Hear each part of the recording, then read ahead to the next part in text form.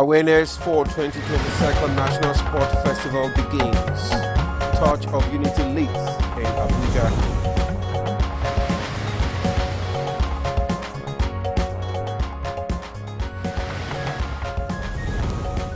Bill to make Court of Appeal final appellate court in governorship, legislative, assembly election petitions scales second reading at the House of Representatives.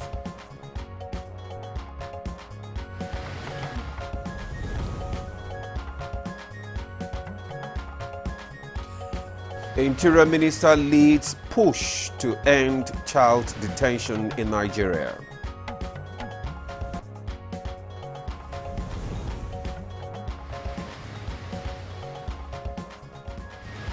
And on Good Morning Nigeria today, we shall discuss electoral offences in Nigeria.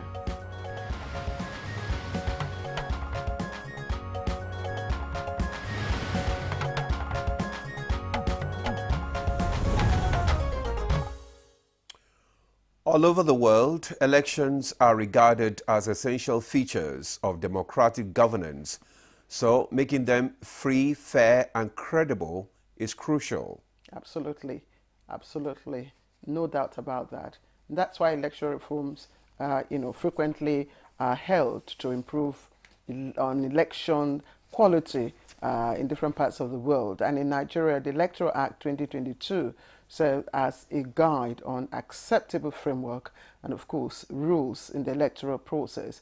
Now, it also clarifies what constitutes breaches and violations of elections.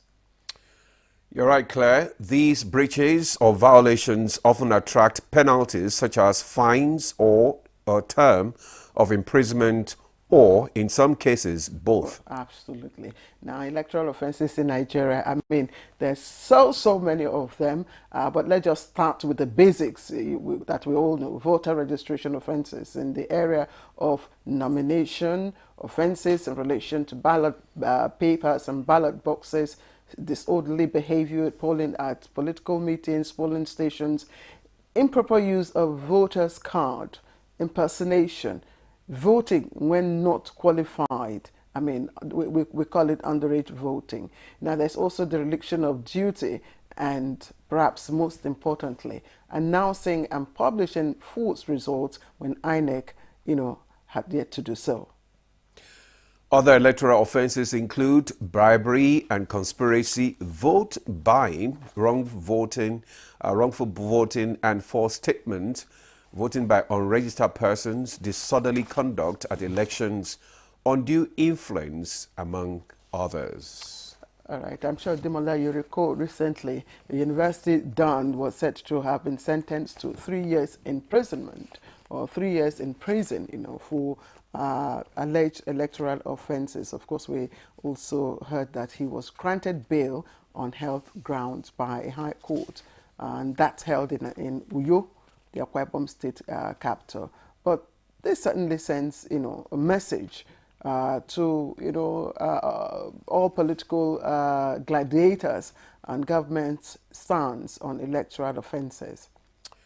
You're right, Claire. The country's electoral umpire, INEC, is in charge of prosecuting electoral offences under the Electoral Act 2022, though several persons recently challenged this role being played by INEC. So many things have been, things that INEC do that people are beginning to... Actually, what they are saying is that this role should be separated from that of INEC.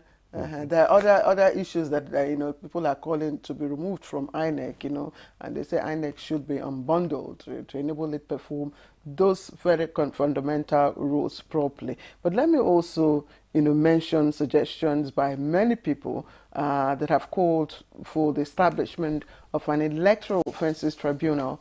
Proponents of this describe it as a very crucial step towards addressing electoral malpractices and, of course, ensuring credible elections.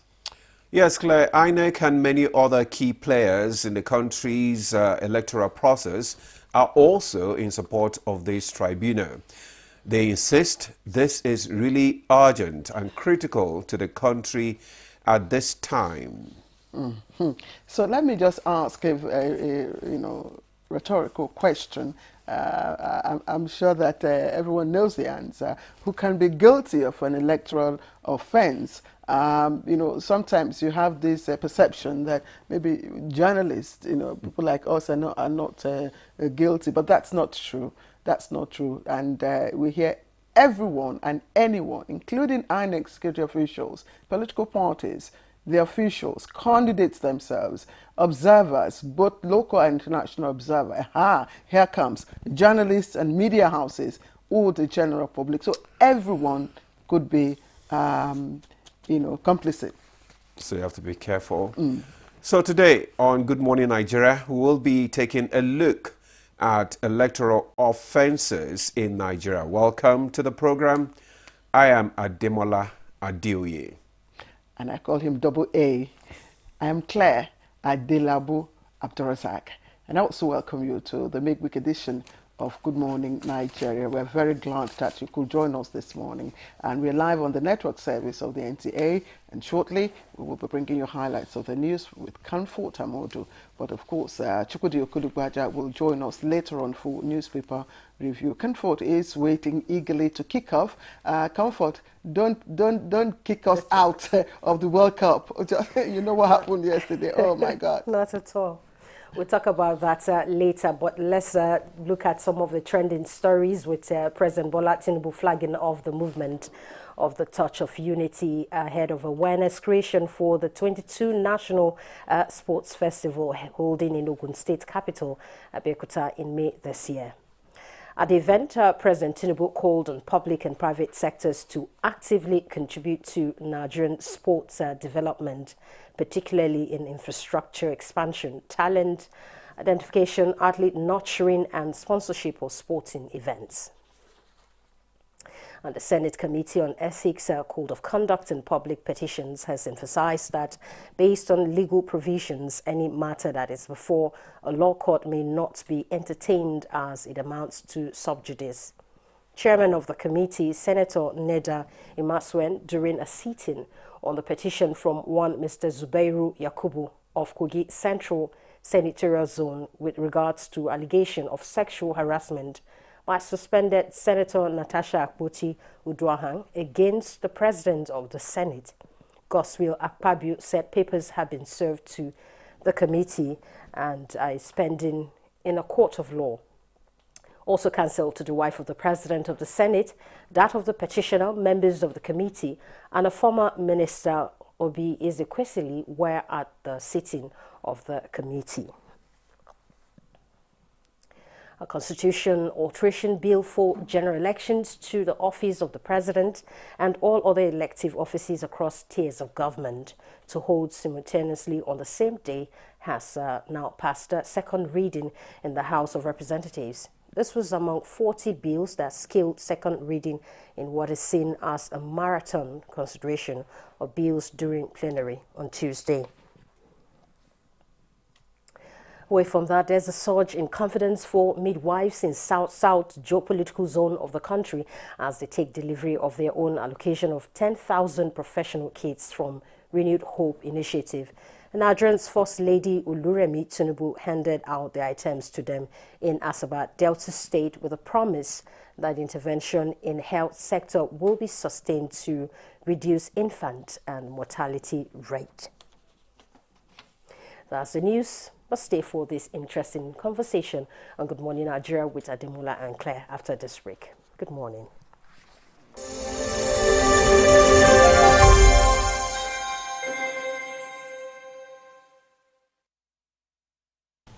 I am Oluremi Tinubu, the global and national Stop TB champion. Many people have asked why I've chosen to champion the fight against a disease like tuberculosis. My reason stems from a deep personal experience. I once had a friend who unfortunately fell ill and concealed the nature of his sickness until it was too late. Eventually, after he passed, we discovered he had tuberculosis. Sadly, due to the stigma and discrimination surrounding the disease, he would not speak up or seek for help. His death was a painful reminder that we could have intervened and saved a life if only we had known earlier.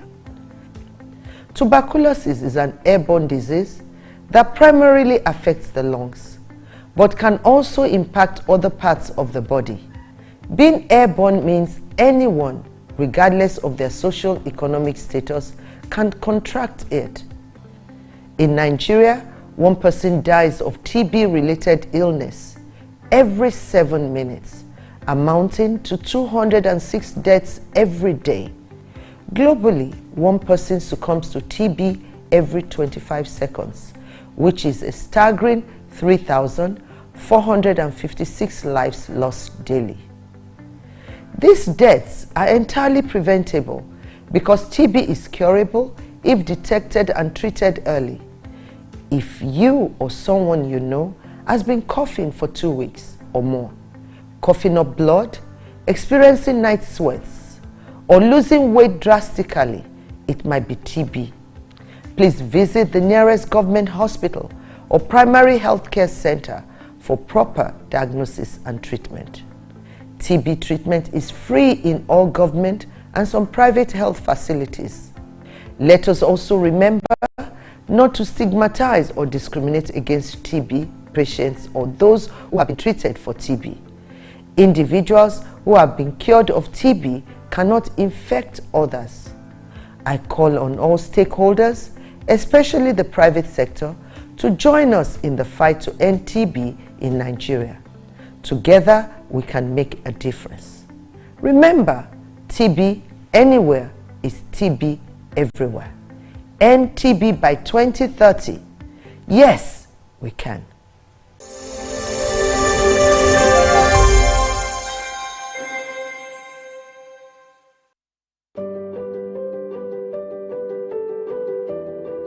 Have you heard the news? The federal government of Nigeria, through its direct benefit transfer program, has started the disbursement of 75,000 naira per household in 3 installments of 25,000, 25,000, 25,000 naira. Each recipient must have a validated national identification number, NIN, to receive the payment on behalf of their household members. To benefit, your household must be in the National Social Register of Poor and Vulnerable Households in Nigeria. The federal government's direct benefit transfer program is helping to reduce the effect of suffering while promoting financial and economic inclusion for the poor and vulnerable population in Nigeria. Afam Bogenika, Ebim Nagara Dimawa Village, Abuja, Nazo Afeba. So Esom Nandi register na NSR government register with my NIN. So government we use ATM card.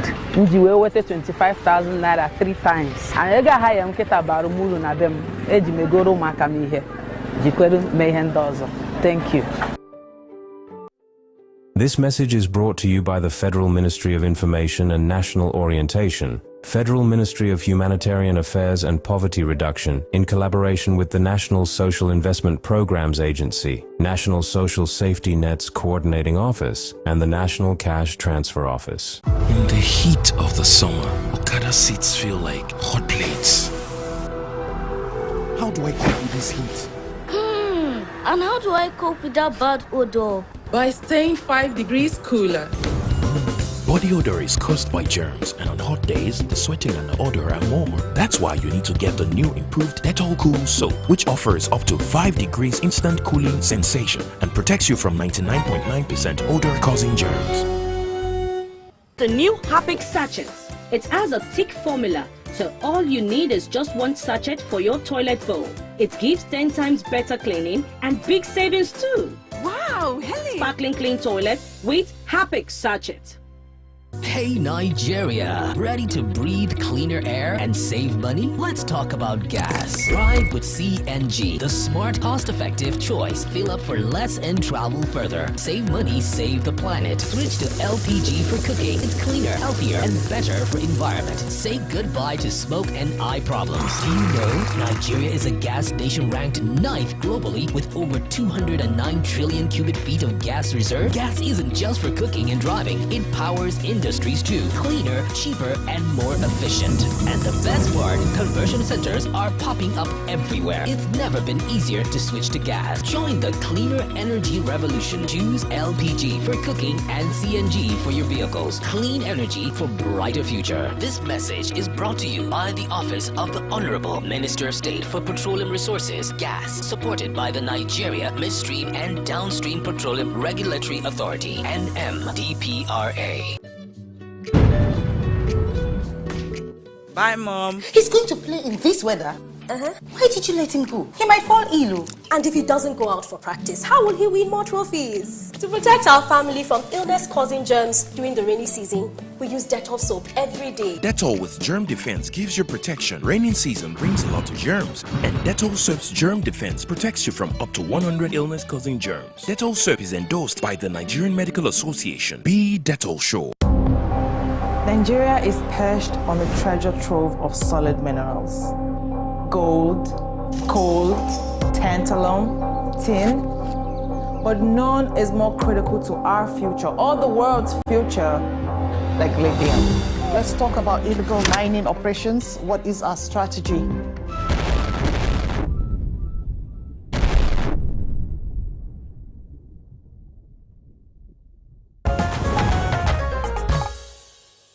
Thanks for staying with us. You're still on to Good Morning Nigeria, other network service of the NTA.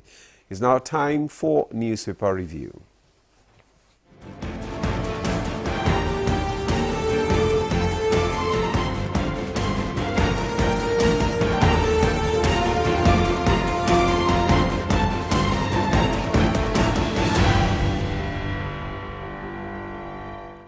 Thank you for joining us, and of course, a newspaper review. Chukwudi Okodugbaja is right here with us. Chukwudi. Hello, Claire. It's mandatory for me to say good morning. Good morning. Yes. Yeah.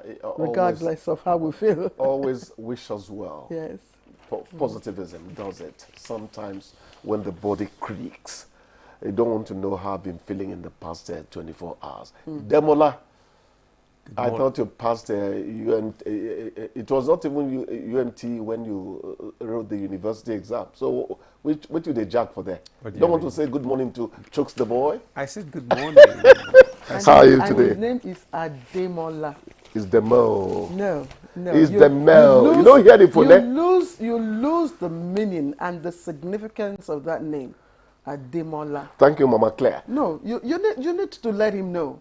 So he doesn't, He knows. He doesn't. He does. Chukwudi doesn't. Chukwudi is a farmer. Let's start with the People's Daily. I don't see your We're starting with the People's Daily. And the People's Daily, of course, leads with Army deploys 171 troops to Sudan for peacekeeping. Again, Nigerian Army deploys 171 troops to Sudan for peacekeeping.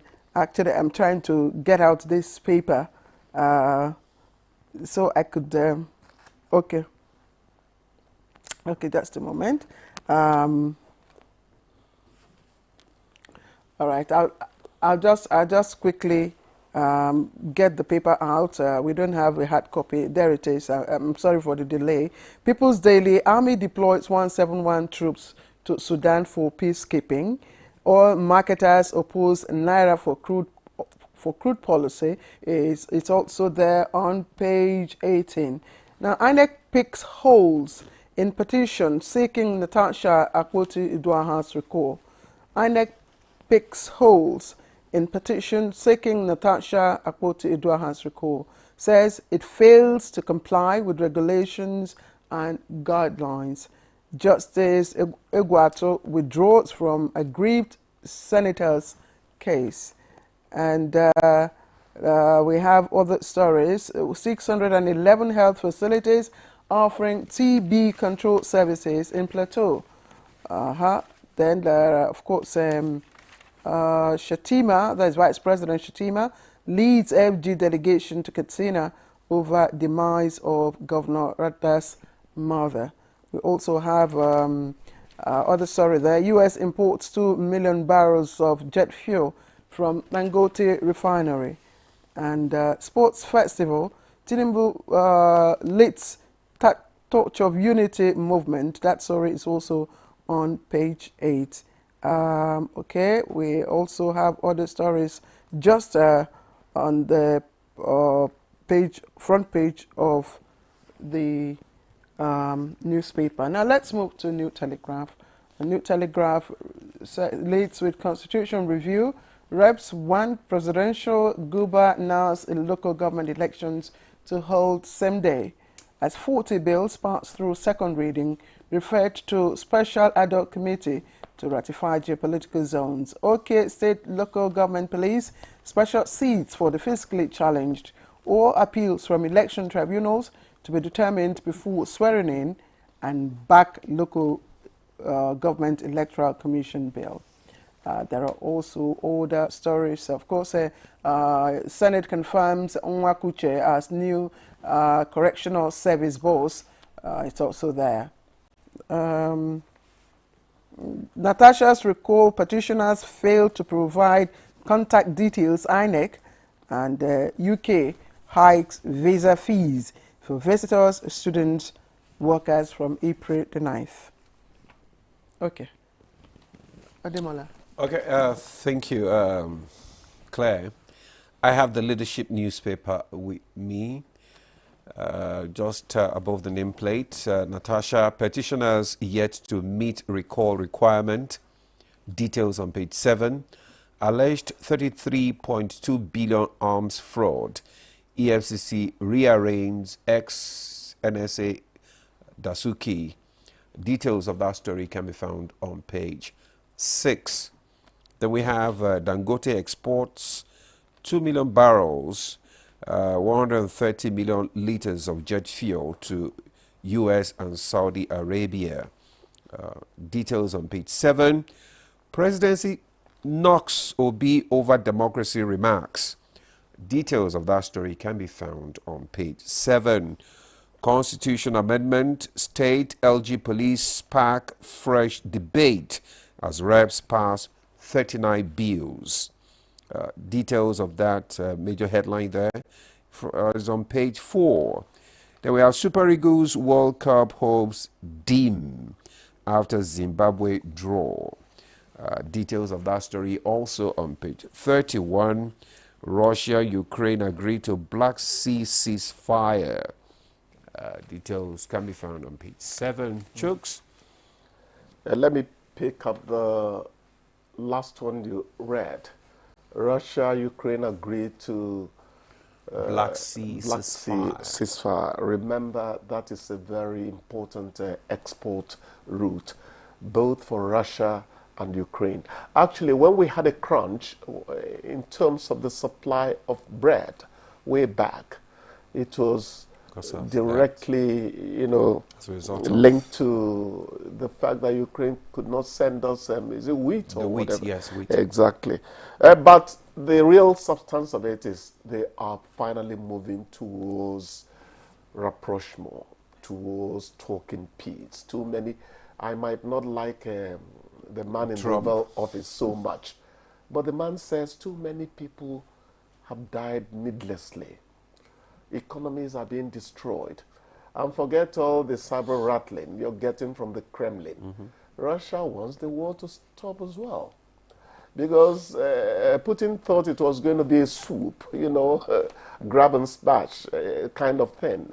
It turned out that the Ukrainians were quite resilient. Please let the carnage stop for the sake of humanity. I like the way INEC is telling us that petitioners I have yet to meet recall requirements. Mm-hmm. Processes matter in anything. The fact that some people want Natasha out of the National Assembly, if it is her constituents, I'm not going to have any problem at all. But my mind tells me it's not exactly her constituents. So that puts a wild cat somewhere there. And I was talking processes. Just as I applaud INEC for insisting on proper processes, Senator Ogunlewe was talking yesterday about processes and procedures, even in our Senate, that they are not exactly what it was when they all started. I remember those days when they would break from 1999, they would break from the Senate, and the reporters would rush to Senator Mike Ajebu, who was chairman of the Senate Committee on Judiciary and Legal Matters, and the kind of clout he exuded each time he explained anything that had some legal. I'm not saying that kind of thing anymore. Please, I'm not denigrating our senators. But processes have to be maintained in running any institution at all. It goes beyond Natasha's recall. I'm happy you said your mind. So my mind. That's my opinion. That's a personal opinion. Yes. That those who the names, you know, on the recall paper list, yes, are not members of our constituent. Yesterday, someone, you know, I think the lead, you know, recall, you know, constituent was on the TV to justify, you know, their actions. So, well, again, this is out there in public, you know, Bernard, so it's an unfolding drama, it's an unfolding debate. Let the drama play itself out. But the issue is INEC has come out to say there is, you know, a lacuna. Of course, and yes. that the petitioners have not provided detailed information regarding the contact of, you know, those... I hear it's not a question of gathering signatures from one hall, that it actually has to be from... The Constitution is very... And the drafters of our Constitution, I mean, we always call them the wise men. You know, they know these things would happen, so they didn't make it quite easy. Exactly. So it is like we say in our local parlance, it's not momoy. You must go through the routes and prove that, yes, you know, these are real constituents, you know, that are engaged in this recall process. You join them in pronouncing route as route. The Americans are taking you over.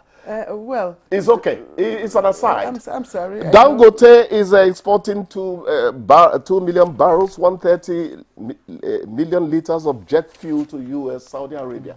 Aramco is even being linked to Dangote, in spite of the fact that they're in the Middle East. Even in the world, the Saudi oil giant is... look at how this man is putting us on the map of the world. I'm looking at that as a great promotion for us. What do you think? Yeah, it is. It is. It is. It is. It is a wonderful promotion for us. The export to Saudi Arabia specifically. I'm glad in as much as, you know, it means FDI for us. I mean, of course. Yes, in as much as... It's foreign exchange for us. You know, big deal, Claire. Yes, it's a big deal, and as long as that comes in, it's fine for us. But I don't know if you deliberately avoided the lower riders to the Natasha's recall. Senator Nweboin Ezekwesili in verbal war at hearing, and I see that a lot of people are just debating whether the way the former minister, spoke was actually an insult, or was it just an English phrase? Because when you say, "Oh, Chukwudi, shut up," it's not an insult. It's not an insult. How do you mean? No. It depends on the in context. Africa. No, listen. You want me to tell you the story of one Benin man that went to visit his brother in UK, and one of the man's sons called him James. If I'm having an argument, and he told me, "You shut up. You can call your father." No. It depends. Again, it depends on the context. Let's not talk about. You have just said it now. Yes, that's what I'm saying. Context. Yeah, that's what I'm saying. Let's not, discuss it out of context. So it depends on the context. If I say Demola, shut up. No, that's not an insult. She's telling you to shut up, and you're taking light. That's not an insult. Okay. That's because it's a friendly remark. But when you say that is in the context. Shut up. If we are having a friendly discussion. Yesterday I was praising Osimhen's 2 goals. No, I don't want to talk about it. No. I said I was praising his 2 goals Director, against Rwanda. Can we dismiss Chukwudi? Well, I don't come again, though. It's time to wrap up. Zimbabwe. Chukwudi tomorrow. We'll see you tomorrow. I don't want to talk about Zimbabwe. Goodbye. Let's take a short break. She's Zimbabwe shy. The Nigerian national flag represents our country's history, culture, and identity. It was designed in 1959. The colors are Emerald Green 2.0, which represents agriculture, and Immaculate White represents unity and peace. Know how to handle our flag. Illuminate the environment or don't fly the flag overnight. Do not fly a dirty or tattered flag. Take such flag to the nearest National Orientation Agency office for proper disposal and replacement. The national flag can only be flown at half-mast on the directive of the federal government. The national flag must be flown at the same or higher height when displayed alongside other flags. Don't burn or allow the national flag to fall on the ground. Do not print, decorate, modify, or insert the coat of arms on the flag. Our national heroes are not buried with the flag. They are honored by presenting it to their next of kin during interment. Respect our national flag. Be a real Nigerian. This message was brought to you by the National Orientation Agency, NOA. In the heat of the summer, Okada seats feel like hot plates. How do I cope with this heat?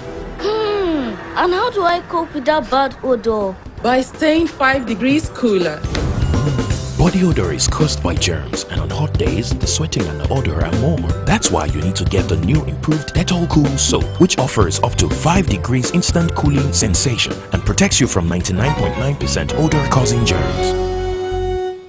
The Nigeria Coat of Arms is the official seal that represents the authority of the Federal Republic of Nigeria, hung on the wall behind the seat of the principal officer of the government, supported by the portrait of the serving president of the Federal Republic of Nigeria. It has 7 features. The black shield stands for Good Earth of Nigeria. The silver wavy band stands for the confluence of rivers Niger and Benue. The 2 white horses stands for dignity. The yellow flora is a common wildflower throughout Nigeria. The red eagle stands for strength. The wreath is in our national colors of green, white, green. The motto, unity and faith, peace and progress, is written on a beautiful yellow ribbon, and it's a maxim for all Nigerians. Be a real Nigerian.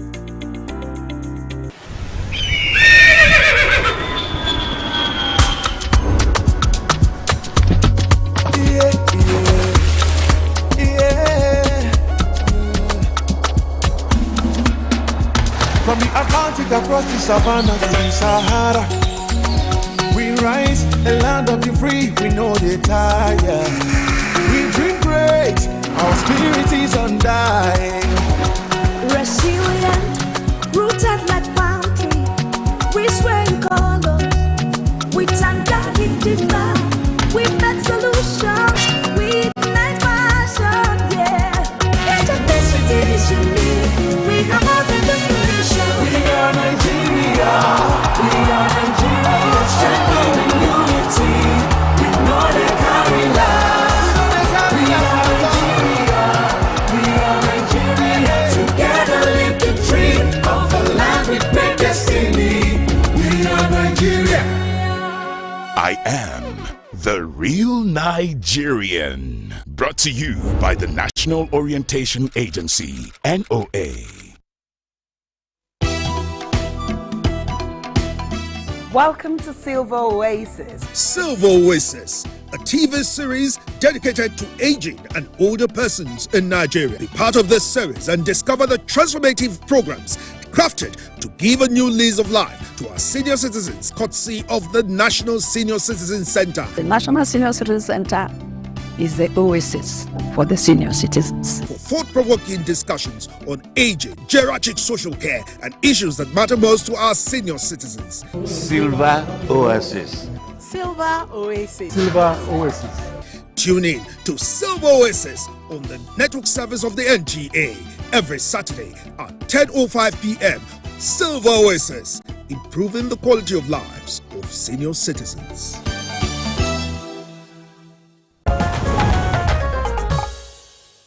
You're watching Good Morning Nigeria and live on the network service of the NTA. We're having fun here just before the start of our conversation. But again, let's begin with background report. Just a reminder, our conversation is on electoral offences. What constitutes electoral offences and how do we deal with them? Ibrahim Bello Gunda has the background report for us.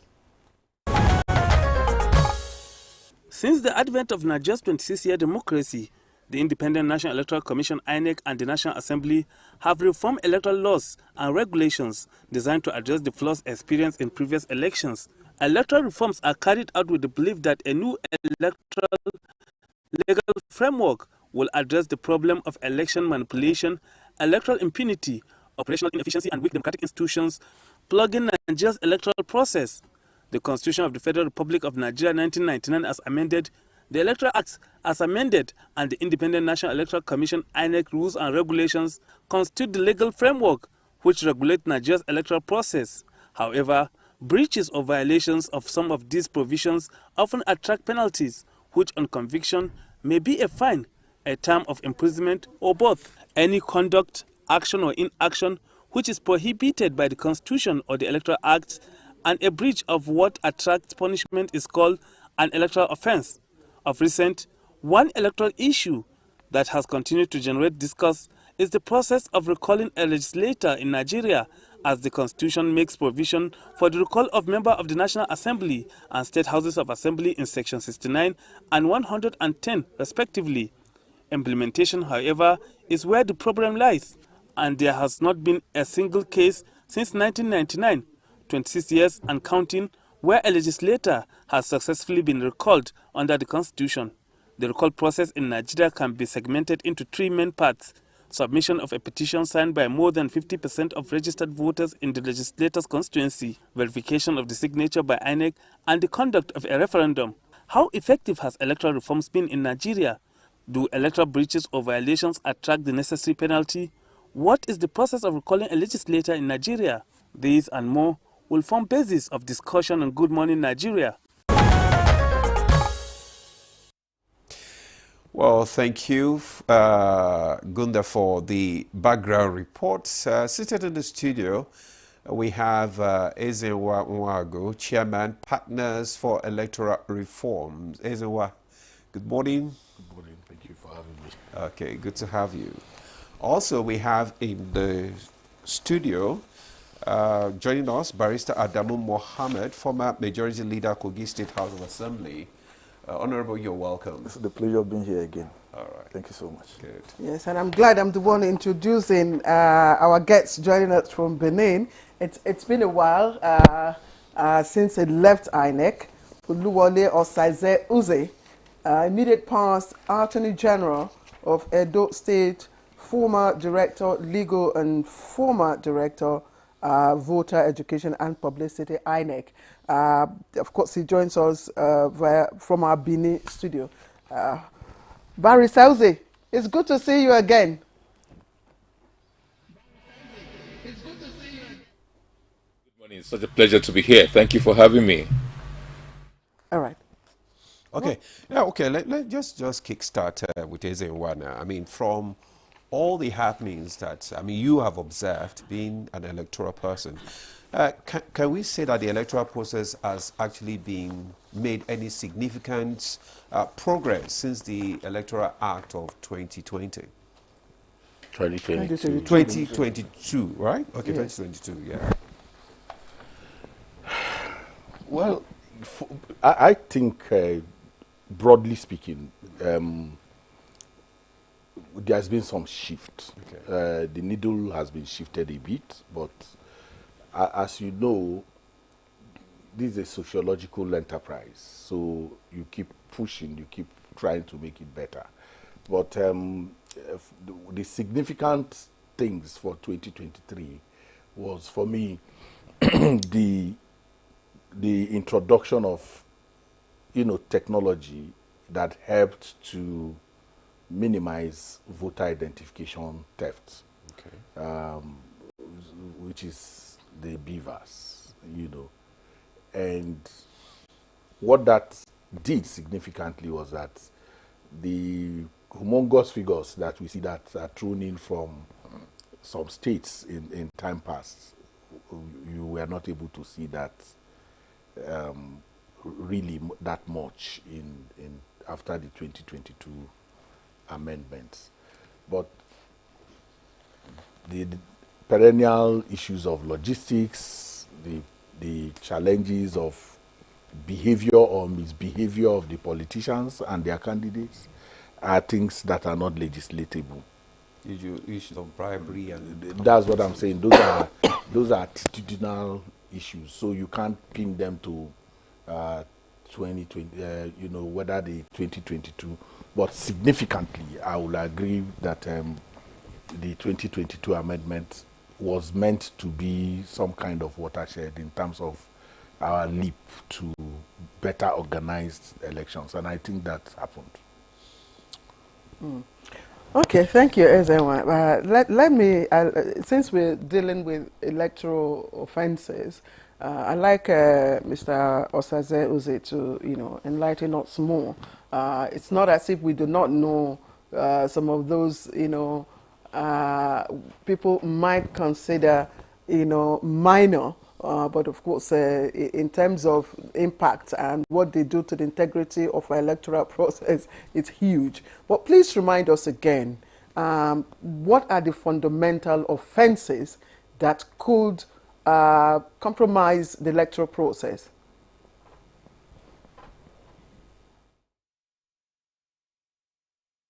Thank you so much. The Electoral Act, Part 7 of the Electoral Act deals with electoral offences.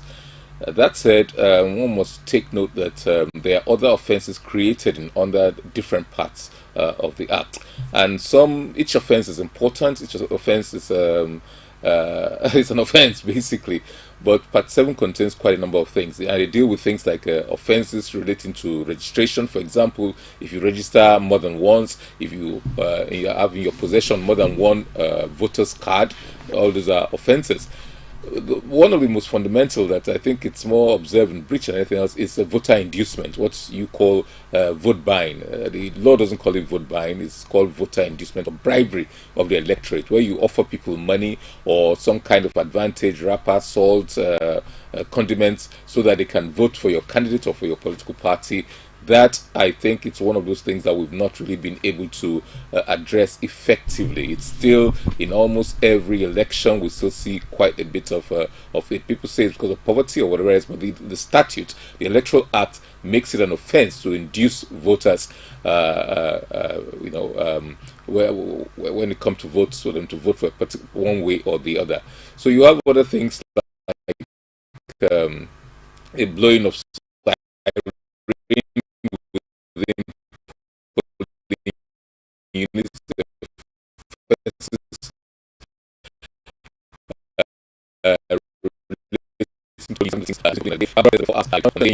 maybe you carry a broom or carry an umbrella in such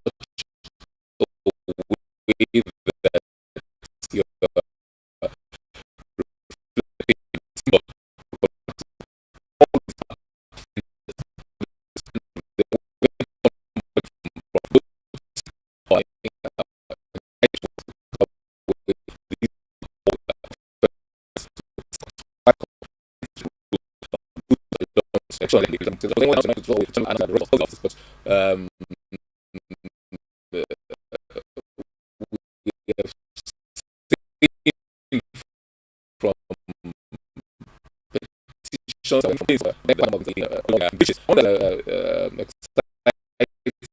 you're Section 120, which we have not explored too, and also the logistical challenge.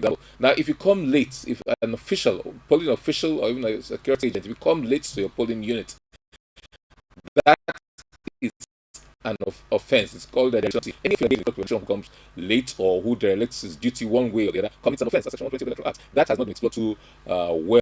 I can't recall anybody who's been charged under that section, for example. So these are just a snapshot of some of the offences that are created by the Electoral Act. And don't forget that although these are Electoral Act offences, there are also other disorderly conduct that polling units, disorderly conduct at election rallies, all the offences. But some of these things are also offences under the criminal code or criminal law of the various states and under the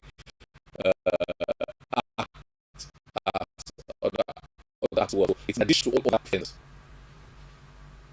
For that, your perspective. Let's come back to the studio now and to Barrister Mohammed. Would you say that in response from the political players towards these electoral offences? I thank you so very much. Yeah. Legislative speaking, the document, the Electoral Act we have today as it is constituted, is very close to perfection. As my personal opinion, as a player, it can, pass through a test of perfection to some extent. Look at what my colleague from Benin had just said. It is, in all ramification, there are provisions to take care of the challenges we have in the electoral system. But unfortunately and regrettably, the problem we have is implementation. We have deliberately, refused to implement this law. If you do, even a quarter of, acceding to what the law says, we will not have problem we're having in the system today. Politicians, the players, are deliberately bypassing these provisions. How? Okay. Now, 2022 amendment talks about beavers. How are we complying with it? Transmission of result, how are we complying with it? Somebody will just stay somewhere and result will just rain in like water. And there are laws, extant law are potent enough to sieve it. Deliberately, they refuse to sieve it. If they implement the provisions of the Electoral Act to the letter, things like this will not happen. Vote buying that I talk about, vote buying or influencing or intimidation is very, very common. Very, very common every place you go. It's not limited to a particular state. Everywhere. And somebody is up there trying to protect the criminals. Because they are on a mission. They are even paid to do it. They know them and they give them the results. So they will do everything to block the implementation of the law to their benefit. They want to persistently remain in office. And what they do to achieve that is to bypass these very beautiful provisions. When 2022 Electoral Act was passed, I celebrated. Looking at the theoretical aspect of it, our problem is, the solution to our problems were here. Unfortunately, during the election, you notice that nothing has really happened, as if those amendments were not made. What we have to do much more is how do we implement our law? It's not even limited to Electoral Act. All other laws in this country. People are deliberately bypassing the law. The judiciary is even not helping the matter. I told my friend, we're discussing recently, I said, the judiciary is losing it. I'm not very proud of what the judiciary is doing in Nigerian politics today. I'm not very proud. Because they are bypassing these laws. We don't have problem with the extant Electoral Act. What we have is about implementation. That is my own opinion. All right, Barrister Mohammed, thank you. And I just let me come back again to Mr. Magu. And I don't know what your views are about the quality of the Electoral Act provision with regards to electoral offences. If you look at both in content and in context, and then the penalties stipulated, do you have a contrary view? First, I think with there's some kind of deodorization when it comes to elections, so you call it offense. So you put some perfume on it, but as if it's no longer a crime. We are talking about voter inducement, for instance. What does that mean? You subvert the choice, deliberately subvert choice of people in determining who leads them. And you don't consider the consequences of that. Right? So, the man who made the law, in most cases, are the purveyors of the crime. What do I mean? If you go to where the law is made, who do you beat there? The politicians. They contest election, they belong to parties. And so if they want good laws, if they want good elections, they will, Honorable was talking about, how, how everything seems to be around implementation. No. If you have good laws, the consequence of that is that even if you don't implement, someday, it's just like saying, this is a crime. But because nobody has been arrested, then you continue to. One day you'll be used as a test case to show that law, So it's better to have those laws. So we have laws, but some of them are, a slap in the wrist. You can commit those crimes and put the fine in your back pocket. Yes, that's. If you are arrested, you pay. You just bring the fine from your back pocket and pay. And direct voting, for instance, I hear it's 100,000 or 20. That's what I'm telling you. That so, the shame of it is that it is so deodorized in a way that nobody feels a sense. So we have an attitude to election generally that offenses or crimes committed during election are called electoral offenses. So if I slap somebody on election day, is no longer assault. It is now it is offense. But our laws, our wider laws, whether the penal or what do you call penal it? Code. Yes, are already replete with things that can deal with crimes committed during election. But because it is our interest to create a sociological blanket that closes the eye away from how these crimes affect us, the politicians who make the law then create this kind of situation that you have where people feel comfortable. Leave and no be election. After election, everything go past. So the law enforcement person has a mentality that it is election. The DPP believes that is election. So after a while, you remember there were people who were arrested at some point. Immediately after, they entered whatever for them, and they were freed.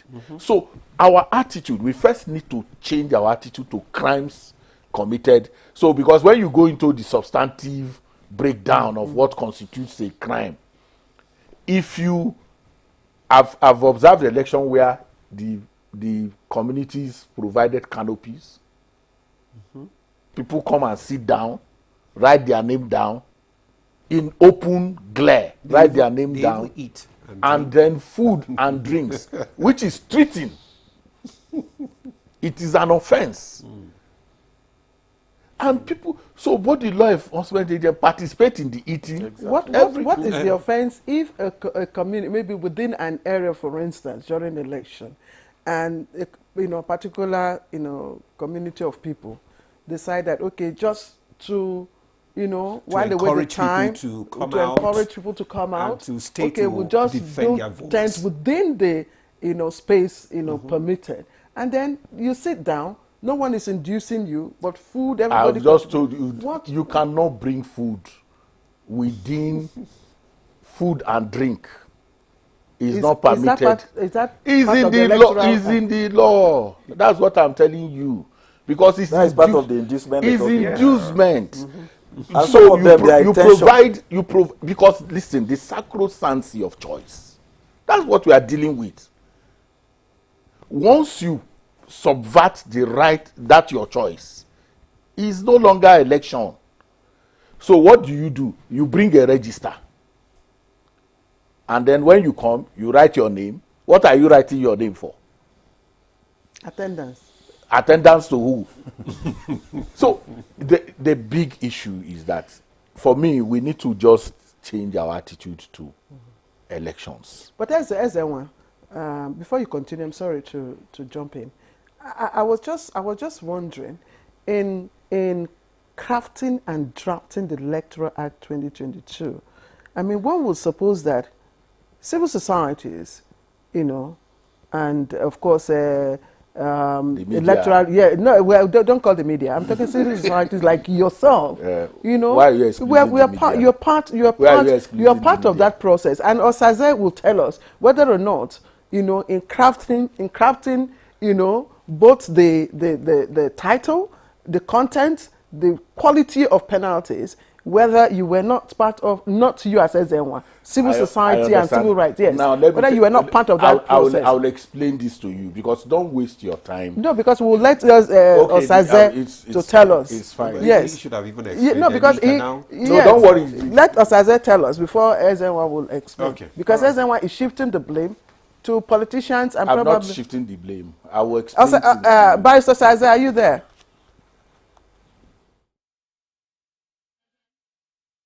Yes, I'm here. Thank you. Well, I think in the consideration, both in conceptualization and in the execution of the process of birthing the 2022 Act, there was wide consultation. There's a series of seminars, workshops, series of meetings, series of consultations between the executive, the legislature, INEC, civil society, even the media. Apart from the quarterly meetings which INEC used to have, I think still does have engagements with the media and civil society. The National Assembly itself had public hearings on this bill. There are very few bills that have received the kind of widespread consultation and inputs from civil society, from political parties, from all stakeholders as the Electoral Act of 2022. Very, very few indeed. So to answer your question pointedly, yes, there was widespread consultation, and all segments, all critical stakeholders had their say in getting this act passed. Yes, I'm back because yes. Watch what the former Attorney General said. Consultation. That's where your see. You cannot go beyond your reach, beyond your role. There is somebody who has responsibility. Look, we want to do this. We want to do this. These are rituals. In the legislative treadmill, you come and play a role to fulfill the conditions necessary for making the law, which is that there has to be public hearing, there has to be this and that. You have to bring. Have you seen the quality of public hearings? Have you been there? Well, civil society is also supposed to hold INEC accountable. INEC does not make law. Why INEC does not? INEC is the law is made to guide INEC. INEC makes suggestions as a practitioner.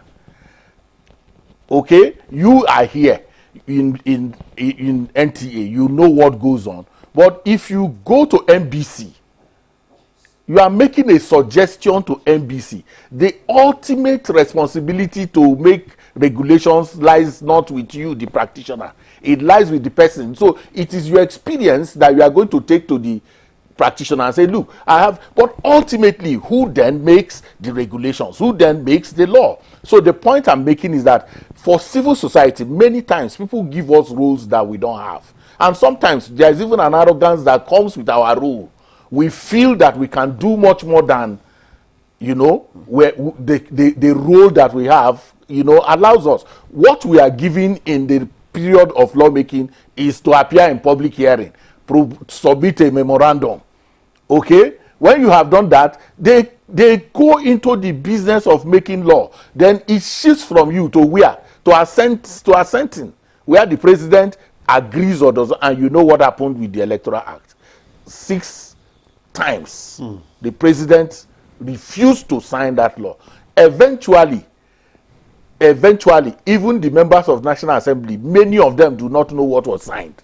So I don't want to go into, you know, the nitty-gritty of it, but I needed you to appreciate that.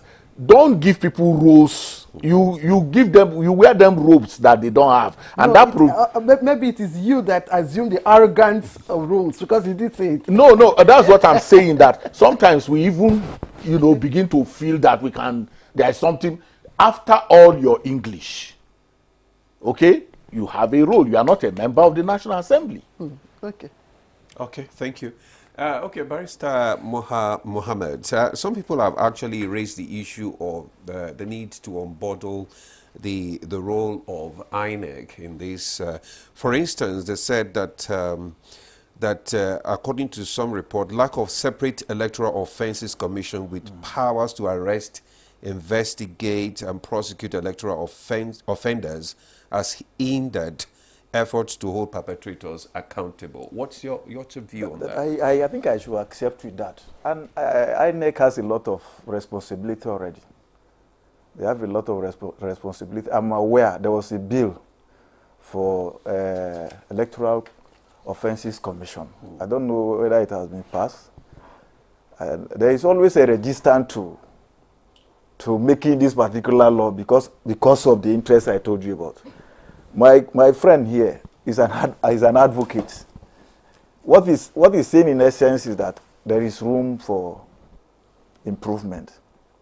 This is one area. This Electoral Offences Commission, their role should be specifically how to arrest, investigate, and prosecute the offender. If their responsibility is limited to that, there will be a shift, positive shift towards implementing this law. The major problem we have now, according to my own personal view, is not with the context or the nature of the law as it is. Okay. The problem is with the implementation.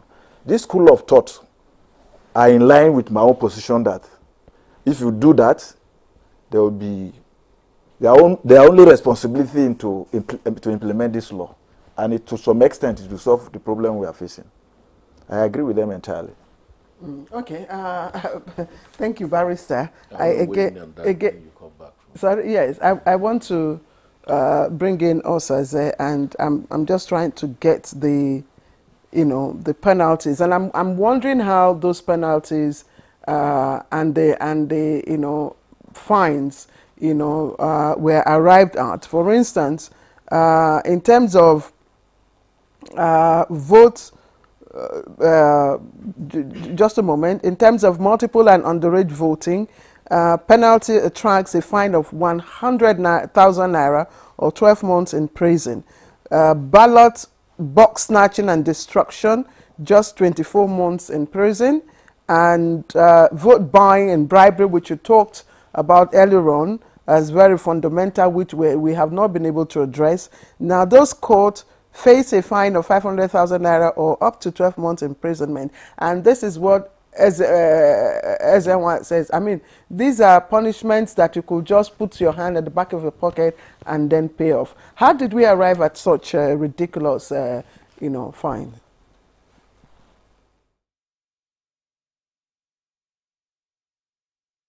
Ridiculous, but we have to put things in context.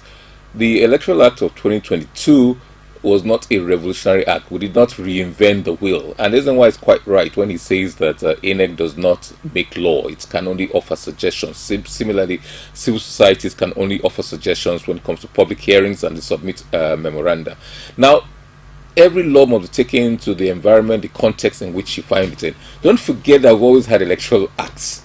We had the 2000 Act, the 2022 Act, the 2021 Act that was significant portions were nullified by the courts. So we had to have the 2002 Act.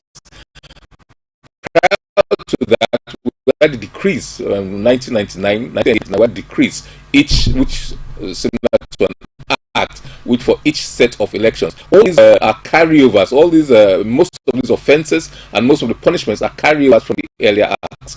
And one significant thing the 2022 Act did was to up the in terms of the amount of money you pay, and in some cases, we remove the option of fine, but you pay both fine to prison. There are several clauses, there are several sections of that act that say so. So, if you destroy ballot papers, for example, there's an offence, but compare it to what you have in the criminal code or in the criminal law of some of the states of the federation. You'll find out that there are similar punishments. The idea sometimes is that, well, if it comes to election day, it should be more significant. There should be higher punishments. But these are things for your penal decisions. But don't lose the trend that sometimes it is not so much the fine you pay that can be but also the stigma of having been convicted. You're not an ex-convict. You're not convicted. If you're convicted, for example, for an offence involving dishonesty, let's say in an election like the other time, you are disqualified from contesting elections. So that is the significance of making penal provisions. 500,000 for voter inducement for certain classes of people is significant. For what I might term the retailers, those who go to polling units and pay, many of them are the foot soldiers.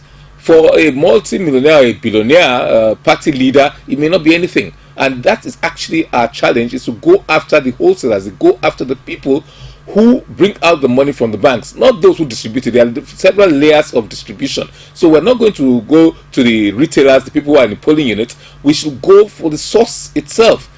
500,000 might not be much for them, but if you are able to apprehend those retailers, those people in the polling units who are getting 30,000 from them, then if you do they know how to do things themselves. But for them, it's the fact that it's conviction and they're selling things you cannot do. There's a certain stigma that attaches to being an ex-convict. So for libel, for example, you don't have a reputation. So even if I've libeled you, if I've defamed you, and ordinarily they might give you 100 million naira, they say, look, you have been defamed, but you have no reputation. You have no integrity because you're an ex-convict. They'll give you 1 naira, a symbolic peppercorn fine to say that, look, this is what the value in the eyes of society, in the eyes of the law, in the eyes of people, of the public. This is what you are worth because you have no reputation. So that is a significant part of it. And the issue is, I think the challenge more is enforcing these provisions, challenging, getting people to face trial and convicting them. And if I may just go a little bit and retrace our steps a little bit and talk about electoral offences. Yes, that's correct. If you look back, the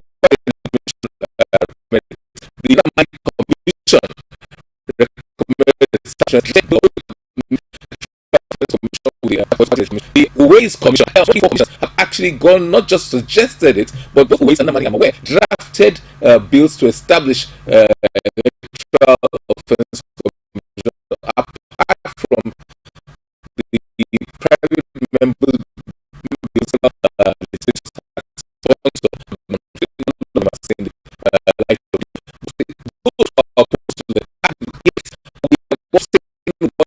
It's only used against opposition parties, and I have personal experience of that happening a great deal, even in my state. A lot of people, those who are opposed to Electoral Offence Commission often raise that as an issue, that how do we guarantee the independence of such body, and how do they go after also those who are benefited and are in power? How do we deal with those issues? These are the kind of conversations we carry now. Also, just a little more on that, and I'm wondering what the what the objective of the fines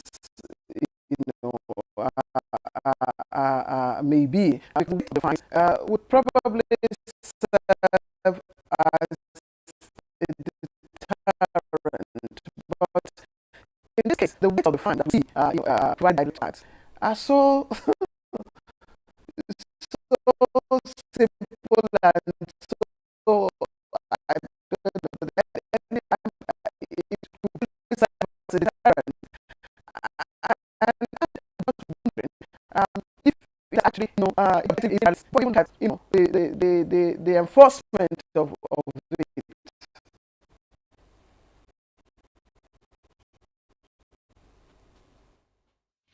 Well, it depends. Should the cart come first or the horse should come first? You know, have we tried? Have we succeeded in actually important is when you do that and significant numbers of people are paying the fines and walking free. Is when you do that and you say, oh, maybe we should add it in terms of the value of the fine that should be paid by offenders. And you seem to consider this, and I'm in this conversation of having being convicted, being an ex-convict. People are more afraid of going to jail. And that fine is additional to a jail term, and incarceration is more of a deterrent than the fine. So don't concentrate on the financial. Jail time. You said, okay, the significant jail time should be spent. People should be incarcerated for such offences. All well and good. So maybe we should do away with the fines and limit it to incarceration. And if somebody who has 500,000 naira and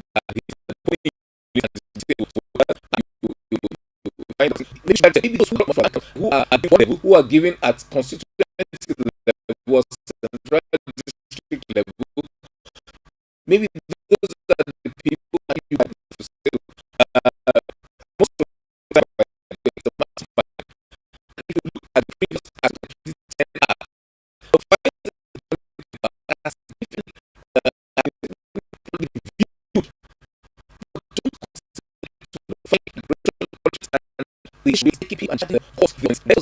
the second part will now address that part of this fines enough.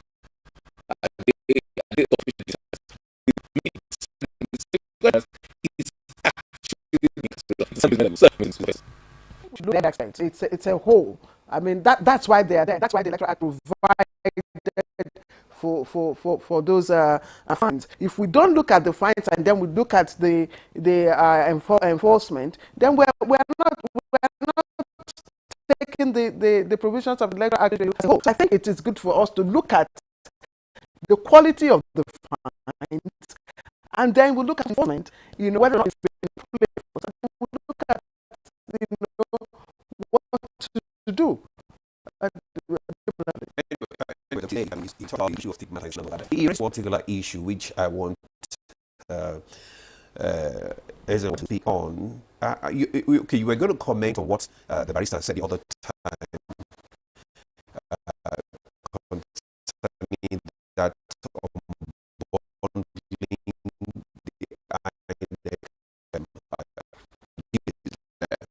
the issue of selective justice. I want you to speak about that. I think we did some the Electoral Commission. I used to be very excited, especially when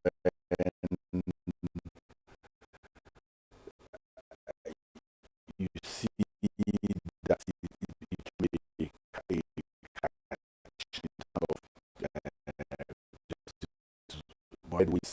it may with electoral value, all of commissions. But I just point out how quickly we are always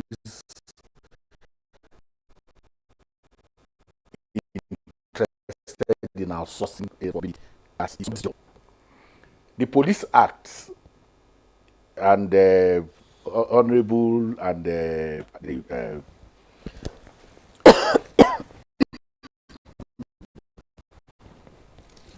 Commissioner, correct me if I'm wrong, the Police Act says that the police shall enforce shall enforce all laws. Shall enforce all laws. That act is subsisting. Whether it's the election or whatever, the police has the responsibility to ensure that crimes committed are well taken care of. we begin to now create new institutions, politicization of it becomes another challenge. And we always solve problems by this. That's what we must do all the time. In wanting to solve a problem, we create a new one, and then we now want to go back to where we left before. The same place we were before we created that problem. We want to go back there. So my sense is that resource the police in a way that helps them to prosecute crimes committed. Because no matter what somebody, the current regime of most of the people in Nigeria is that the politicians do that. It is not taken away from the politicians. So the president is nominating, the president nominates, sends to the president, sends to the national with press. When they create that commission, they will have a reason to create it, and then it now takes me to where you are going. The illness of those institutions, the gratitude that they owe the people that appoint them. How does it reflect in selective justice? So what do I mean? I'm appointed the chairman of Electoral Offences Commission. No matter what you say in Nigeria, there's a debt that comes with that. And many times, you want to satisfy the people, the agents that brought you there. So at least we know that the police has wide powers under the law. Is it possible to create an electoral police? This is just a thinking. I mean, we used to have railway police, a department that's for the commissioner. Those guys were the ones following the rail.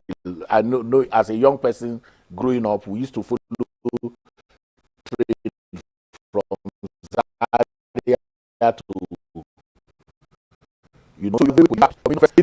whether from Zaria to, Aba. Along those corridors, if you come, the railway police arrest you. They have their,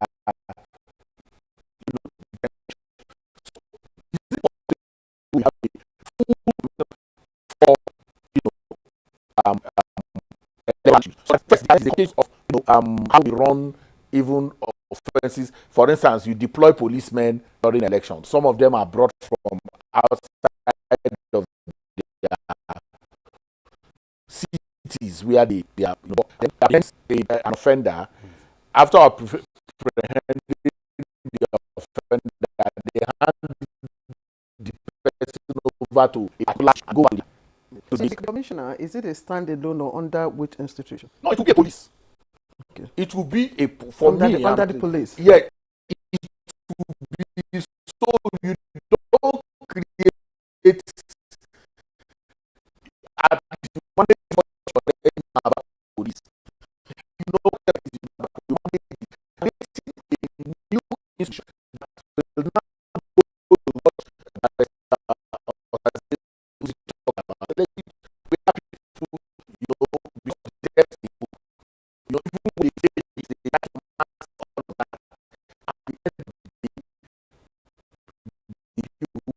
so whether you are going to the patronage in the National Assembly or the patronage of the nominator, the one who nominates you, you are going to have to deal with issues of selective justice. That's for me easy. So I'm today now. I'm not excited.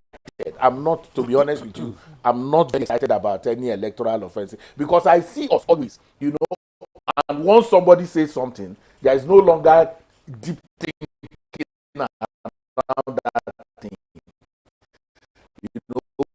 Since justice wait for it, and you compromise that 2007 and damage that have played out 2025. You know, Just like right now. yes, Justice Lemu committee, Namani committee. Most of the time, there is not a lot of it. But the all the processes that come to it, many times it is garbage in, garbage out.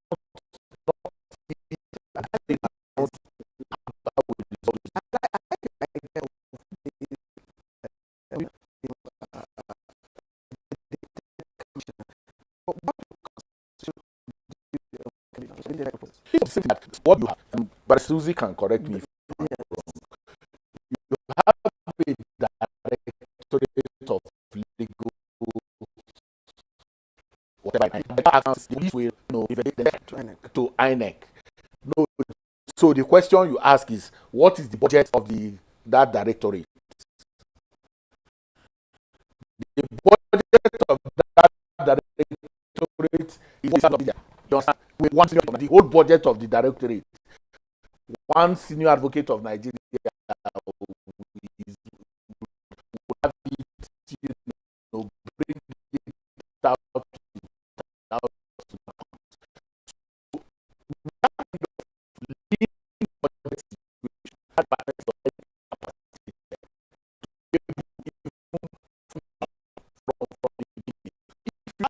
of you can police or whatever with a commissioner. That department that finance. So now, even if you were brought from Bauchi to come and conduct election as a policeman, he can hold you down because in Bauchi there's a electoral police department. There's an electoral police department.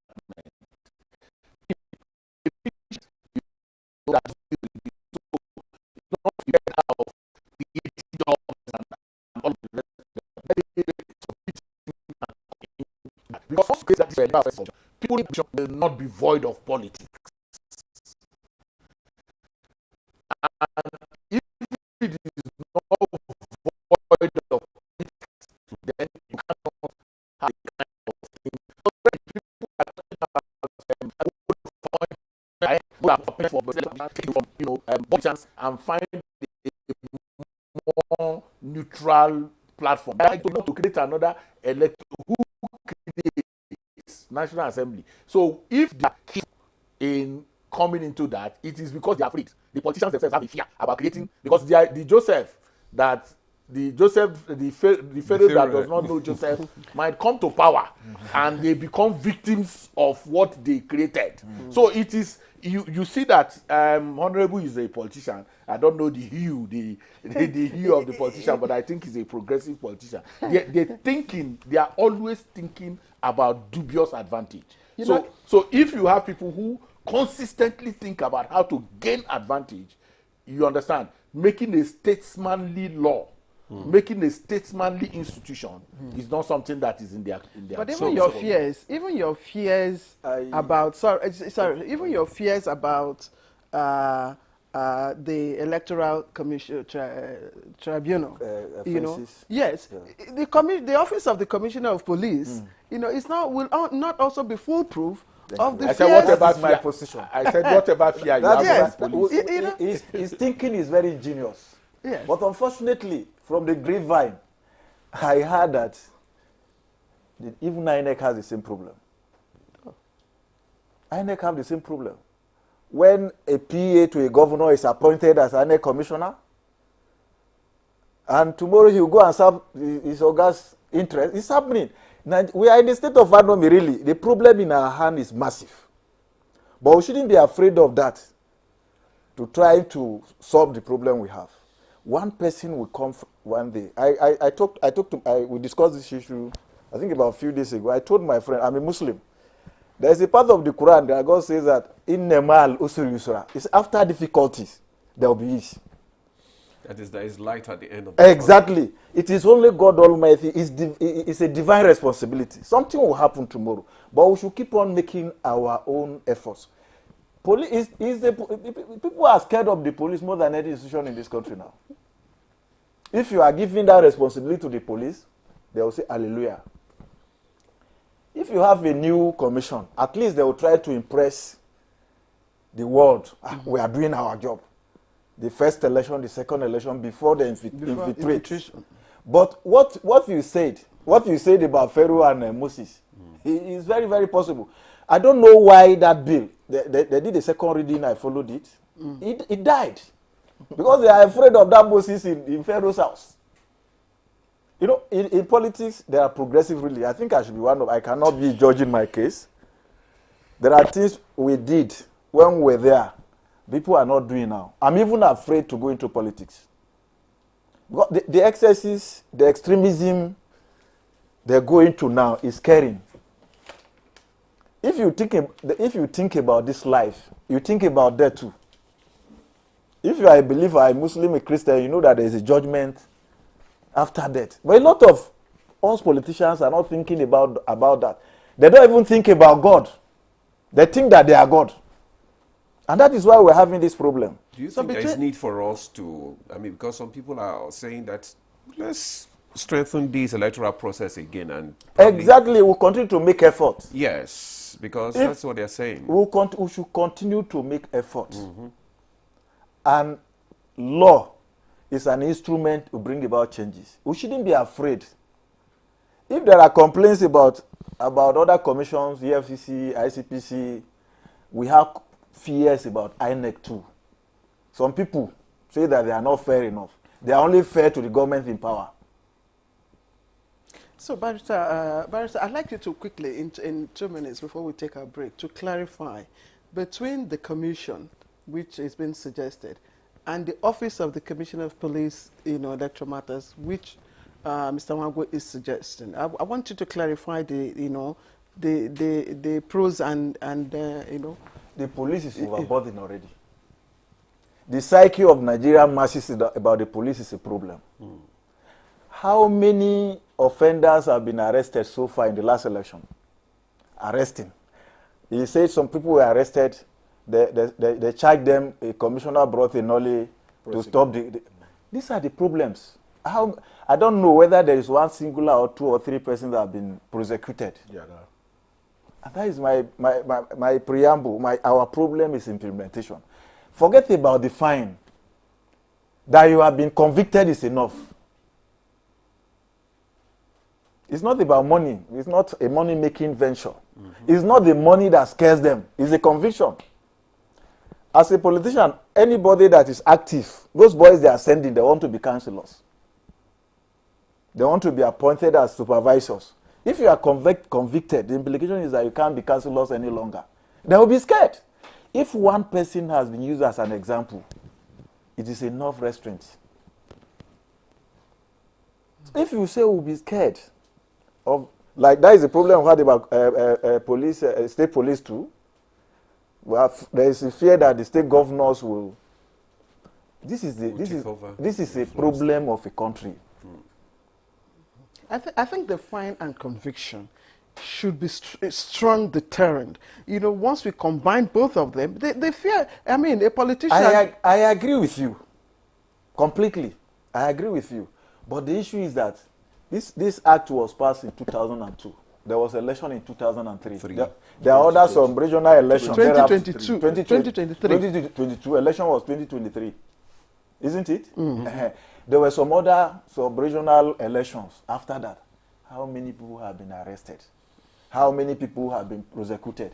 How many people have been charged? How many people have been convicted? No, there are convictions in Kano. There are people who have been, but it's far.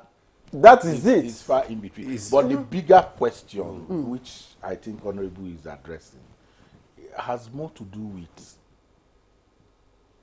attitude. Until that, you see, you can be saying whatever.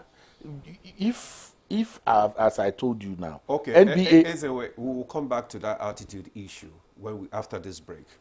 So, I will take a break now. After, we'll continue our discussion. Stay with us. The currency unit is the Naira, while the minor unit is the Kobo. They are both in notes and coins. The Naira is more than just a medium of exchange. It bears the images of our heroes. So, stop abusing the Naira. It is a criminal offense to spray the Naira at events. Stop stepping on the Naira. It's not your enemy. Do not squeeze, ruffle, or write on the Naira. Handling the Naira with dirty or oily hands can deface the Naira. Love the Naira as you love yourself. Be a real Nigerian. Do not abuse the Naira.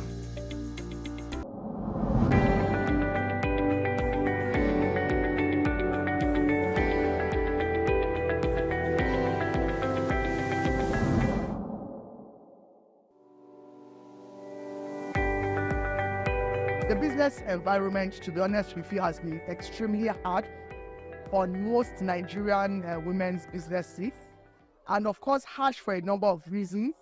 There is no way you would increase or move subsidy and increase the price of fuel that it doesn't have the counter effect.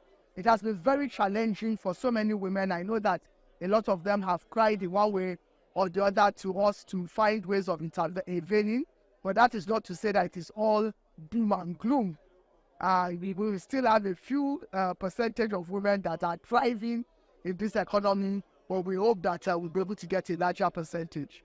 One of the things I've seen with even our local purchases now is that people are buying more made in Nigerian options of food, of clothing, and so on and so forth than the imported. So that again is helping some of our industries thrive.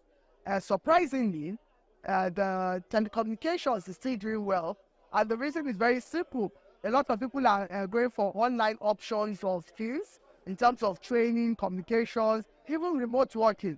And so you will see that people that provide services around those areas also thrive. But I think at the end of the day, it's about partnerships, collaboration, and influencing power from especially the private sector and even the public sector. But we really need the public sector to drive a number of things, especially policies, because the public sector has the national spread above even whatever we can do in our own small way. What has happened over the years is that even the government, for example, is being pulled from different angles by all these stakeholders.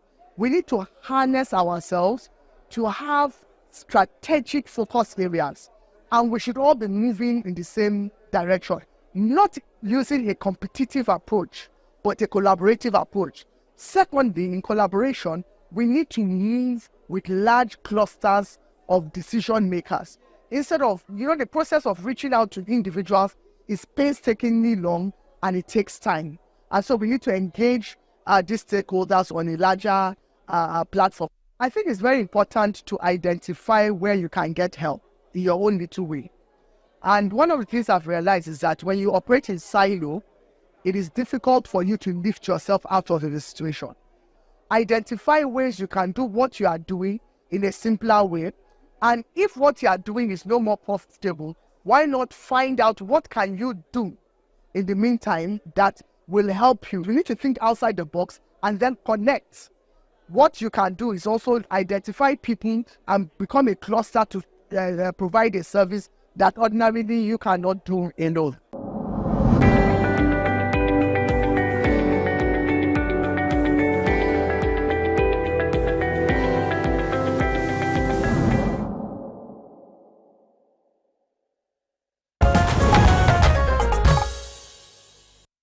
Thanks for staying with us. We are still on the discussion of on the electoral reforms or electoral offenses in Nigeria. Okay, before we went on leave, on break, anyway, you were talking about the need for us to change, have this attitudinal mindset change. So can you just... let's the elasticity of what you call offenses, electoral offenses. Let's take inducement, for instance.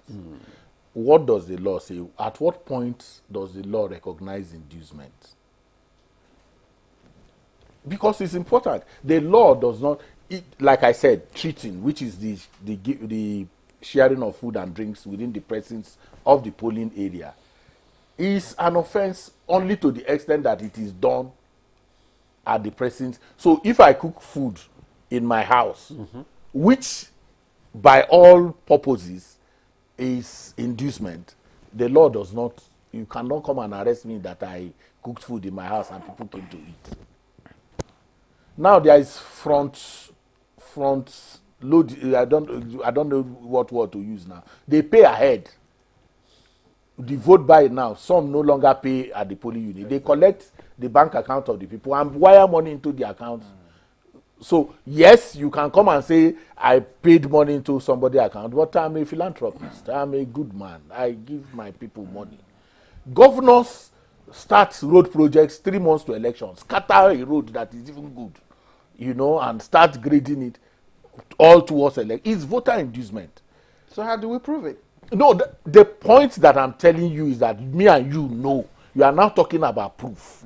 That is the attitudinal part of it. So when you are legalistic in your thinking, you may not be able to solve the problems that confront you in the process of legalizing your thinking, legalizing the actions. There is more conversation around how do we even perceive our country? What do we want? Because prosecution is based on evidence. No, that's what I'm telling you now. So if if by the nature of the crafting, because you are the one who has been raising crafting, the nature of the crafting have already subverted, you know, the ability to stretch that very thing, because the people who draft it, they know these things. It is about hoeing to your side, you know. Any lawmaking that is about hoeing to your side cannot bring public good. Lawmaking must lift itself above benefits. About what am I going to benefit? It has got to be with what would the society benefit. But that's not the kind of thing that we are seeing. Appointments are hoeing to your side. Appoint somebody to benefit you. Barrister talked about people appointing people with partisan inclinations, clear partisan inclinations. They are appointed into sensitive organizations like But like how INEC. do other countries, prevent or prosecute electoral offenses? See, a country is run by law and order. In order, the difference between us and other those places you are talking about is, see, if you are stopped for traffic offense, you don't say I'm sorry.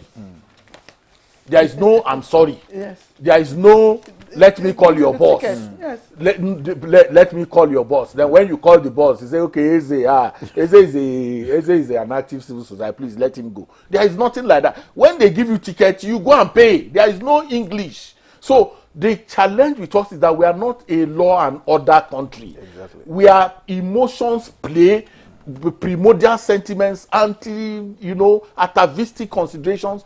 All of those things play in our life, and we must come to terms with it as a people, that it is a hindering factor in terms of building the kind of country that we want. So it's not, when you say how do other people do it, it's about law and order. If the police today in Nigeria decide to do the work of police on just issue of traffic offense, you will have less than 200 vehicles moving in Abuja. Okay, let's bring in Barrister Uze. Barrister Uze, I would like to hear your own views about, of course, the suggestions that have come from the studio. Either setting up a commissioner of police in charge of electoral matters, or the election tribunal commission.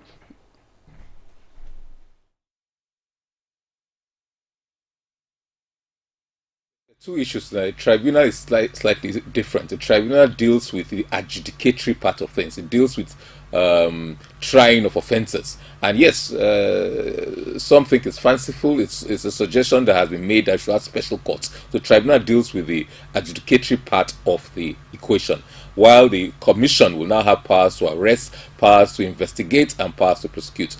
As Ezenwa said, it was quite seductive a few years ago to talk of an independent commission. And if you ask the average policeman, he will tell you that, look, there's no need for ICPC, there's no need for EFCC, there's no need for civil defense, and there's no need for road safety commission. All those are basically functions of the police, and the police can handle all those things. So we go back to why what led to the establishment of these agencies? Was it just a job for the boys and girls, or was it as a result of a lack of confidence, or was it as a result of the wide span of the police, and they were not as efficient in dealing with certain things? So it's the jury's out as to whether you should have a separate entity or not.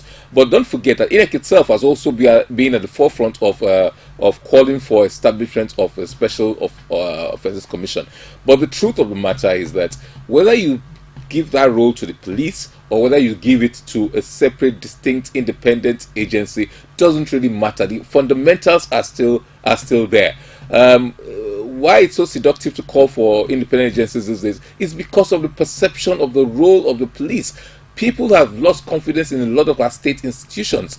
In any state where you have, like my own state, for example, do you know how many commissioners of police we've had in the last, especially in lead up to the elections and immediately after? In almost every state where there are going to be elections, you have 5, 6 different commissioners of police in the space of less than 1 year. You know, and take a vox populi. How do people perceive the police in terms of their impartiality, in terms of their independence, in terms of their professionalism, especially when it comes to generally, but more specifically when it comes to election duties. The governor is the chief security officer. He calls a security council meeting, and the commissioner of police, the brigade commander, and people like that are all part of that. And people see this and say, they're talking about how to secure things, when the governor in many instances is the chief perpetrator of electoral. He's the godfather of in terms of those who are going to try to rig the elections to maintain his hold on power, either for a second term or for his preferred candidate to be there. The truth is that the attitudinal issues have to be addressed. Unfortunately, it's not something we can address in one year, in 2 years. It takes a much longer time. And but people are clamoring for a change. Whichever way it is, there should be a strong, independent force. It can be in the police. It can be situated in the police. And then we in advanced countries or in more advanced democracies, you do have equivalent of railway police, you have campus police, you have all sorts of arms of the police force, all under a general umbrella of securing society. Unless and until you have decent, independent-minded people who will do the job as envisaged under the Act, you're going to have problems, whether it's with the police force as it is, or whether it's about an independent agency. I think Barrister Mohammed made reference to something like that, that look, if it's a new agency, independent agency, they will try to impress the public. And, well, history tells us, history validates this position. When road safety started, everyone knew they will not take bribe. Especially under Soyinka, they will not take bribe. They will not do this. They are very, very professional. Are they still so today? I'm not being critical of these institutions, but I want people to decide for themselves. Civil defense, did they impress when they first established, and are they doing what they're supposed to be doing? EFCC, what is the perception? And don't forget, look at the EFCC for example. Why is it that just about every person who has headed that agency has not ended very well, has not ended their tenure and gone quietly, starting from the initial chairman of the commission, Nuhu Ribadu, the president NSA? How did he end up? His successor, Madam Waziri, how did she end up? Lamode, how did they end up? All of them go one after the other. How did they end up? And what is responsible? Why the serious turnover, and they leave office not in the way they themselves would have desired? I'm not criticizing them for any wrongdoing or anything else, but is it the politics? Is it the occupants? Is it the office itself? All these things are important things. ICPC, are they doing what they're supposed to be doing? What is the measure of their success? Have they achieved what they were set up to achieve? Do we need so many different agencies? Do we need more agencies, or we need to concentrate? You're talking of unbundling of INEC, for example. That is creation of more agencies out of the commission. And electoral offence is just one of them. There's political party regulation and supervision and superintendent. That is another part of it. Is it a question of the span being too wide for one agency to control, or is it inherent inefficiencies in all our systems? So whether you have it as a separate Electoral Offence Commission, as a separate agency, or as an arm of an existing agency, some people even suggested that a body like the EFCC, its jurisdiction should be amended and then it should be expanded. They work with the INEC, for example, in trying to control vote buying now and movement of funds. and there are overlaps there. So it doesn't matter really, as long as you get quality and caliber of people, and it's professional, it's independent. They're not beholden to their appointing authorities. But that's a far cry from what the reality on ground. So this is important consideration. Okay, Barrister, what other strategies do you think can be adopted to actually, minimize these electoral offenses? Because we know it cannot be eradicated, but we can minimize it. The only way you can minimize it is to use the law. And these are the problems we are having with the laws that we have today. As my colleague here said, the problem we largely have is about our attitude. Besides attitude now. Besides attitude is the law. It's the only law that can bring about the change. We are in a democratic environment. It is the only law. It has to pass through all the processes of lawmaking. Like they are saying, INEC was just making contribution. They don't make law. NGOs, the same thing. They will be advocating. If it comes to making that law, the people that are involved are the participants in the political process. So they will always want their interests to be protected. You understand? So that is why it has to go down to attitude. Unless our attitude change, we'll continue to have this problem.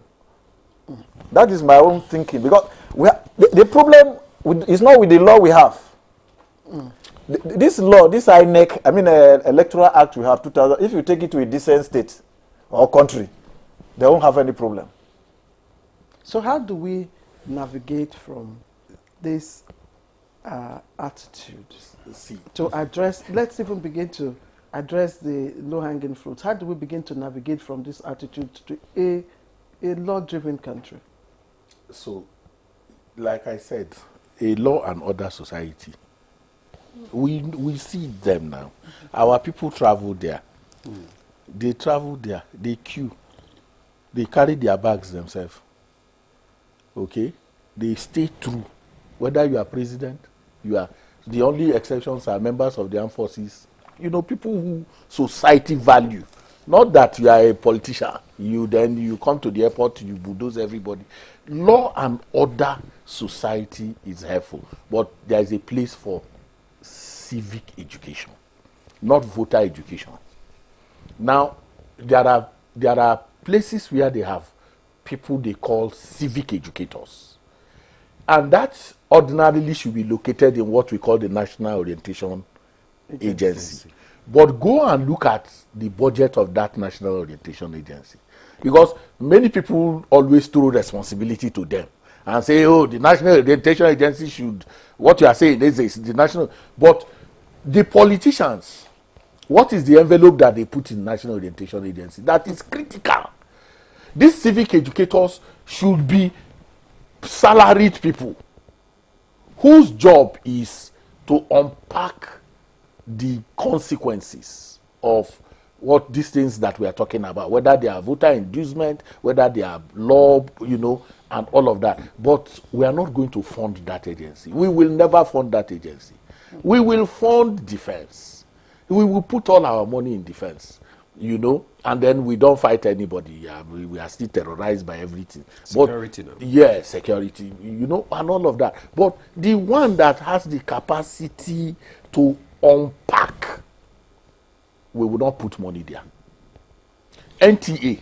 What's the role of Wait, hold on. See, my role, I'm talking about NTA now. You have shut me up. No, you didn't. No, I wanted to say, institutions like this should be competing with the CNN of this world in terms of the resources that you put into this place, because it is the place. If you go to Kebbi this morning, people are listening to us. If you go to Ife, Mbise in my own community now, people are listening to us this morning. Yes, the capacity, the power that you have, if it is harnessed for public good, in terms of changing mindsets, the result will be massive. So we are not, as a people, so when you say law and order, if a police, we were somewhere in Maryland in the US, a very senior friend of mine, we went somewhere into a pub, his friends were drinking, he was not drinking. And I know he drinks. So, why are you not drinking? He said, those characters outside there, they are waiting for us. Immediately we come now, they will test us for alcohol. If you are smelling alcohol in Nigeria and you are driving, the people who should check you will ask you for if the bottle is remaining. So we have a matter of law. So it's not just law. The laws are there. That's what Barrister and Barrister Uzi have been trying to push. These laws exist in its quantum, but the big issue is, what are we thinking as a people? How do we even see this? If you are stopped by a policeman, you get angry. That's the first thing that happens to you. You are angry. Why should he stop you? But he has a responsibility to stop you. You go to airport, somebody is holding tissue paper. The toilet is not clean. He's holding tissue paper and greeting you, good morning, sir. Welcome, sir. With tissue paper in his hand. He has not first done the job. Because while he is put in that toilet, his thinking is that he's there to make money. So we have to recalibrate in terms of what we even want as a people. Politician, civil society. You say, what's the role of civil society? I've said, every opportunity you give to us to come here is an opportunity to amplify our voice. That's what you have done. It does not go beyond that. The next step is, if you refuse to hear us, we protest. If we protest, there is a limit to your protest, because it's a means to an end. It is not, you are protesting to draw attention to something. After you have protested, if the people you are protesting ignore you, you are on your own. Like they always do. Like they do. So you have a role, but are you afraid of playing that role? If you invite me here 10 times, I will be here 10 times, because I see the enormous potential that this vehicle affords to be able to change mindset and change thinking. All right, Ezama, thank you. Let's quickly get Barrister Uzi's closing wrap-up. And, just like you to speak more on what, apart from funding, how do you think that NOA can also assist in, navigating this attitudinal mindset? Apart from funding, how do NOA can also...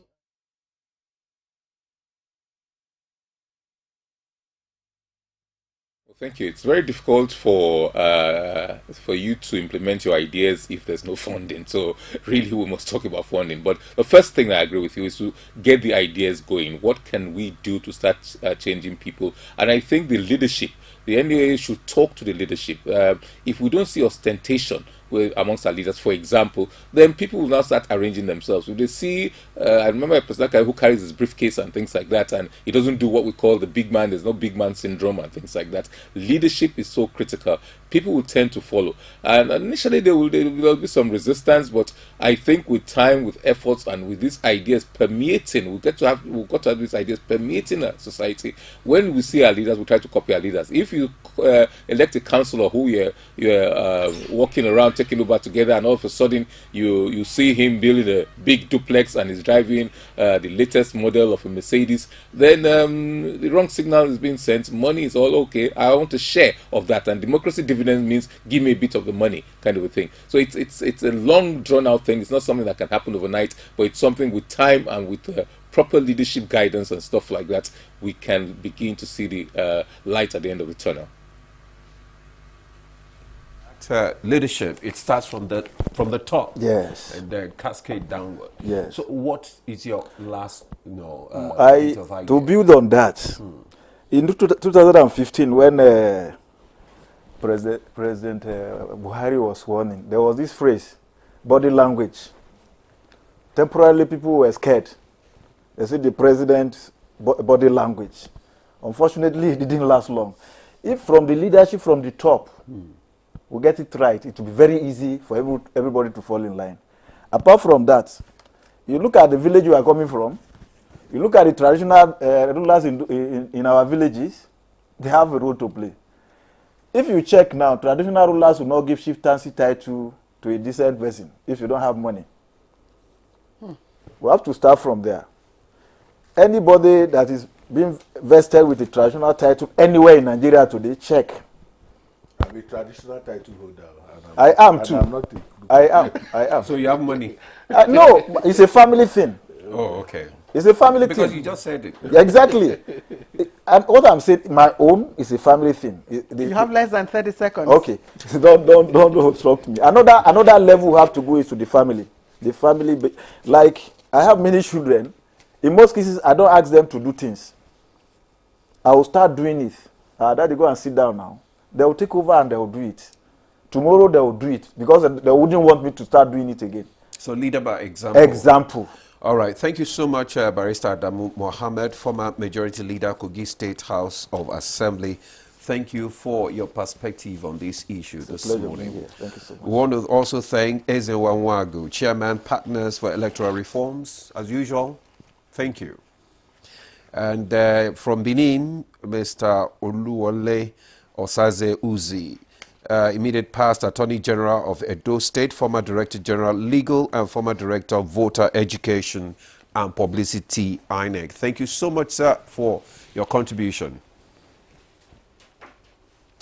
Well, that's how far we came. That's the conversation this morning. Thanks so much for staying with us. I am Ademola Adeoye. And I'm Claire Adelabu Abdurrazak. We'll see you tomorrow. Bye-bye.